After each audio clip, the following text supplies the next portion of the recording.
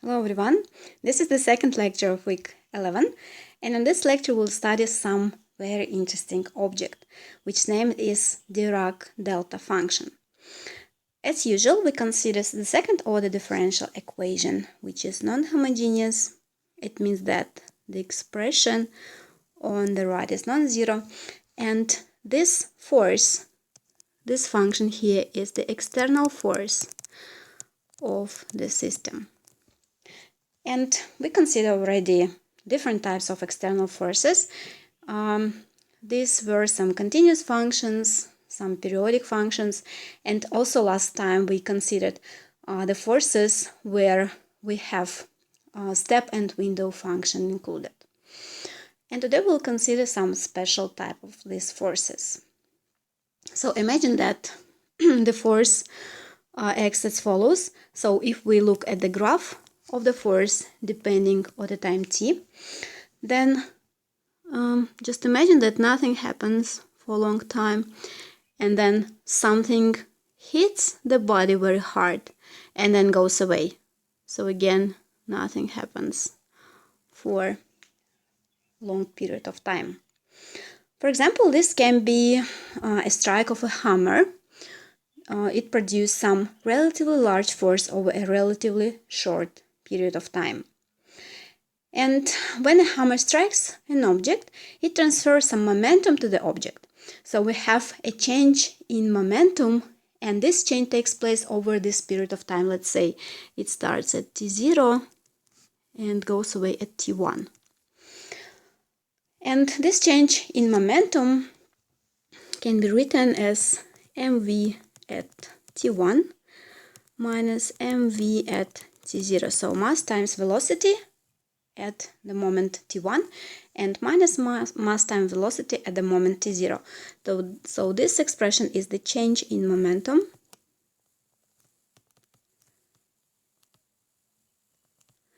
and this can be written as an integral from t0 to t1 m times dv dt dt. And this one is mass times acceleration, and by the second Newton's law, this is the same as t0, t1, the integral of the force of the function f. And so the integral is in fact the area, right? So in fact, this expression here is the area under this force. And the name of this area is impulse. So this is impulse here. And to deal with such forces, physicists and engineers, they use this delta function. And the delta function was introduced by Paul Dirac. And first let's consider some simple model of such function. So imagine that the force is as follows.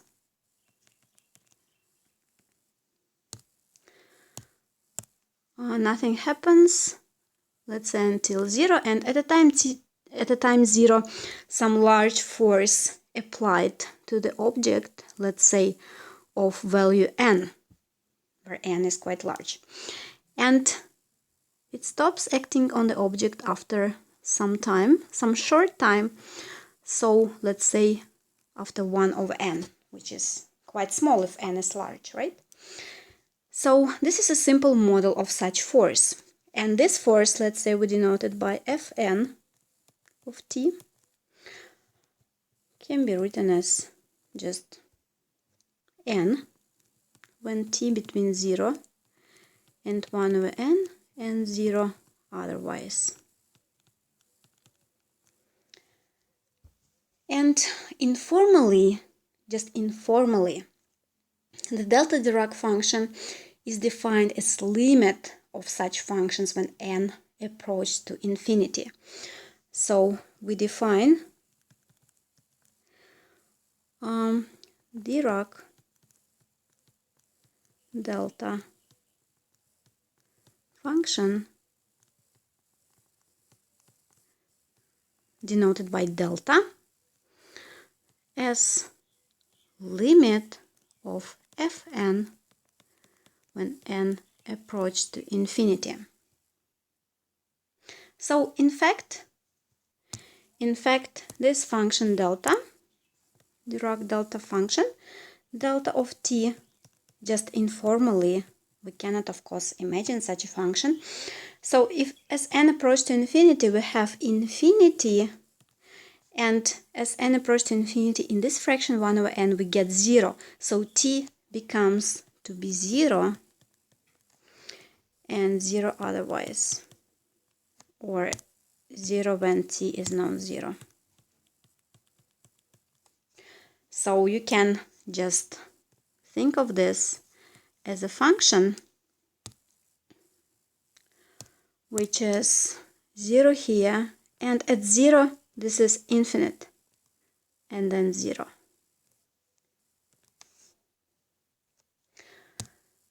Okay, so this is Dirac delta function. Let's see which properties this function has. For example, we can try to find the integral from minus infinity to infinity delta t dt.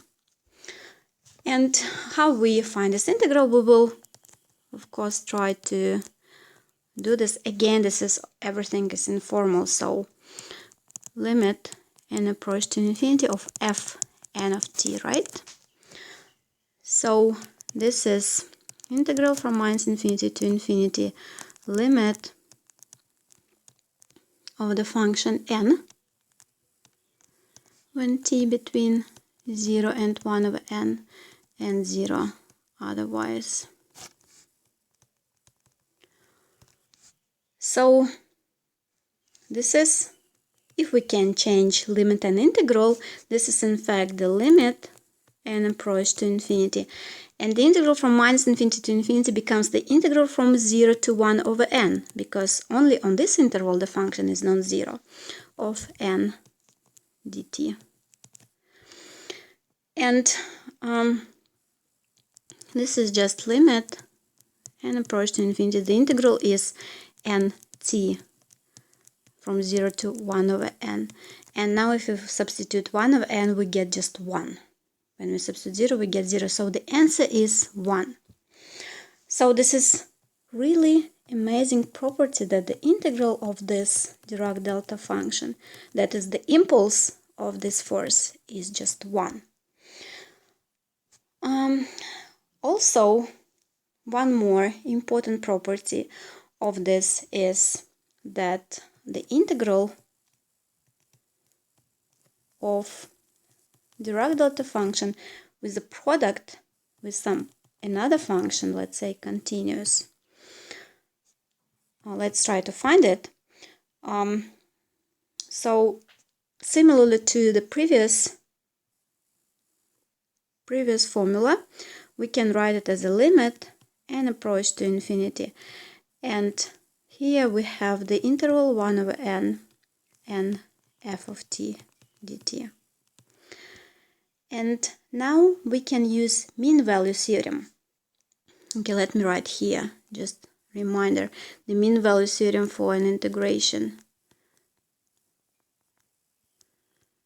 Mean value theorem, it says that the integral from a to b, some function, let's say g of t dt, is g of some c, b minus a, where c is from the interval ab. So there is some point c in the interval ab such that the integral is just a value at this point times the interval b minus a. So if we apply this theorem to this expression, so this is n times f at some c, and since for each n it can be different c, right? So here, let's say this is cn, where cn in the interval from 0 to 1 over n, and times the difference, the interval 1 over n minus 0, which is 1 over n. So in fact this is limit and approach to infinity f of cn, where cn is a point from 0 to 1 over n.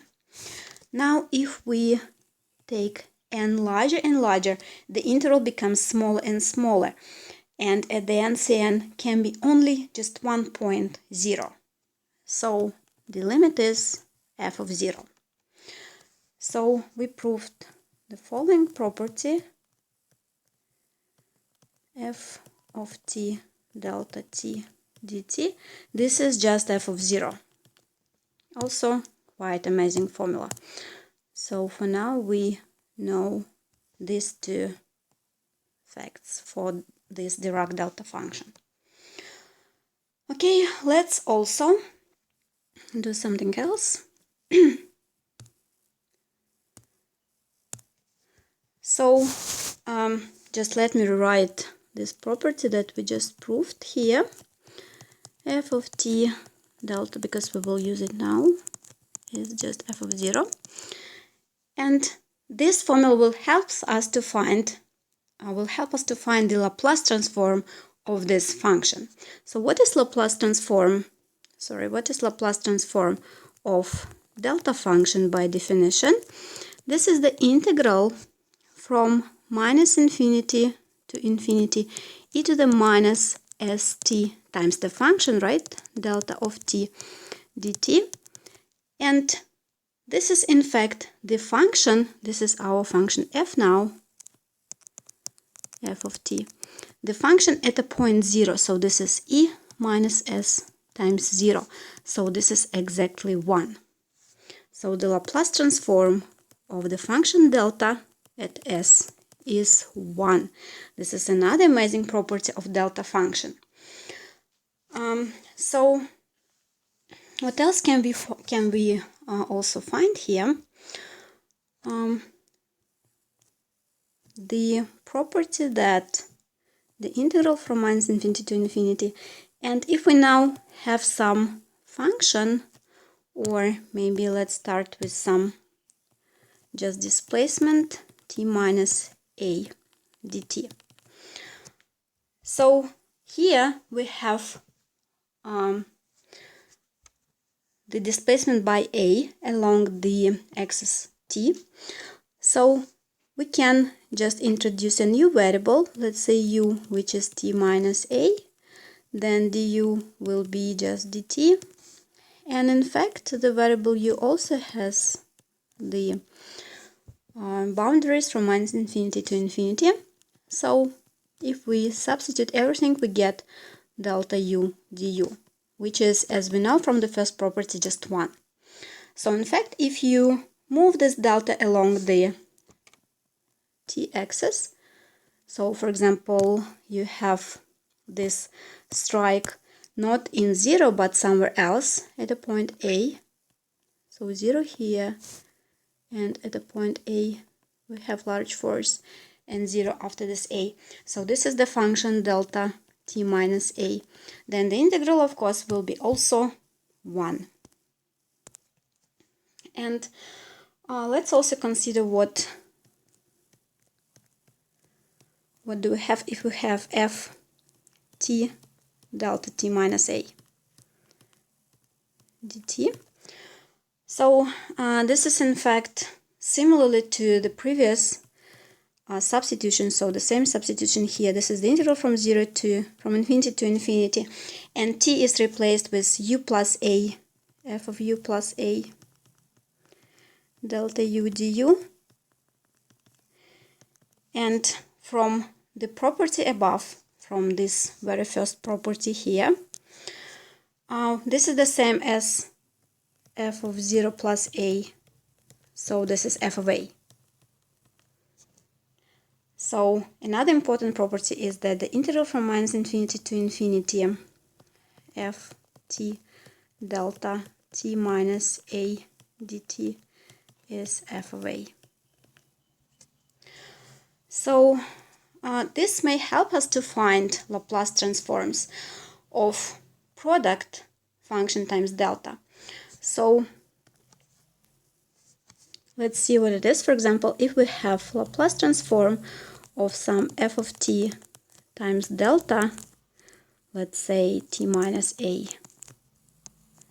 at a point s, this is an integral from minus infinity to infinity e to the minus st f of t delta t minus a dt. And this is, as we know, just a function at a point a, right? So this is our function here. So this is e to the minus sa f of a. So quite simple formula. Okay, so let's summarize everything what we know about this Dirac delta function. So we know that the first thing that the impulse of this function is just 1.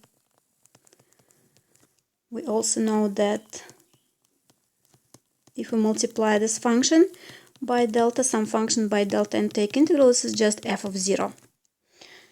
And similarly, if we multiply f of t by delta t minus a dt, this is f of a. And the Laplace transforms formula, the Laplace transform of the function delta is 1, and the Laplace transform of the function f of t times delta t minus a is e to the minus sa f of a. So I think this is in fact everything that you have to know about this Dirac delta function.